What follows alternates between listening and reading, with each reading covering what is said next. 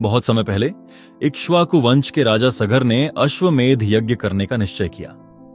यज्ञ में एक पवित्र घोड़े को स्वतंत्र रूप से छोड़ दिया जाता था और जो भी उस घोड़े को रोकता उससे युद्ध करना पड़ता। राजा सगर ने अपने 60,000 पुत्रों को घोड़े की रक्षा के लिए भेजा। यात्रा के दौरान घोड़ा महर्षि कपिल के आश्रम में चला गया, जो ध्यान में लीन थे। सगर के पुत्रों ने घोड़े को गायब देखकर कपिल और ऋषि पर चोरी का आरोप लगा दिया और उनका ध्यान भंग कर दिया।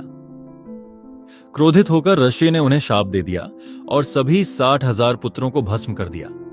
उनकी आत्माएं धरती पर भटकने लगीं क्योंकि वे मुक्ति मोक्ष प्राप्त नहीं कर सकती थीं। जब राजा सगर को यह बात पता चली तो वह अत्यंत दुखी हुए। उन्हें पता चला कि केवल स्वर्ग की गंगा का जल ही उनके पुत्रों की राख को पवित्र कर सकता है और उनकी आत्माओं को शांति दे सकता है।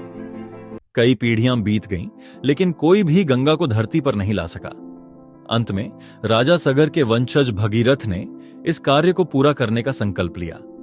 भगीरथ ने अपना राजपाट छोड़ दिया और कठोर तपस्या शुरू कर दी। उन्होंने हजारों वर्षों तक ब्रह्मा जी को प्रसन्न करने के लिए तप किया। ब्रह्मा जी प्रसन्न हुए और गंगा को धरती पर भेजने के लिए राजी हो गए, लेकिन उन्होंने चेतावनी दी कि गंगा के वेग से धरती नष्ट हो सकती है। भगीरथ ने तब भगवान शिव की तपस्या शुरू की। शिव जी उनकी भक्ति से प्रसन्न हुए और गंगा के वेग को नियंत्रित करने के लिए तैयार हो गए।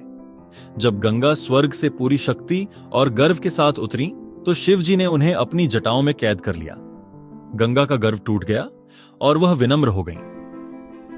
शिव जी ने अपनी जटाओं से उन्हें धीरे धीरे बहने दिया। भगीरथ गंगा को लेकर कपिल मुनि के आश्रम तक पहुंचे। गंगा के पवित्र जल ने राजा सगर के पुत्रों की राख को छूते ही उन्हें मोक्ष प्रदान कर दिया। उनकी आत्माएं स्वर्ग को चली गईं। इस घटना के बाद गंगा धरती पर जीवनदायिनी और पवित्र नदी बन गई। उन्हें भागीरथी भी कहा जाता है, भगीरथ की तपस्या के कारण। यह कहानी भक्ति, दृढ़ संकल्प और भगवान शिव के संरक्षण के महत्व को दर्शाती है। साथ ही यह हमें यह भी सिखाती है कि हर बड़ी समस्या को सच्ची निष्ठा और तपस्या से हल किया जा सकता है।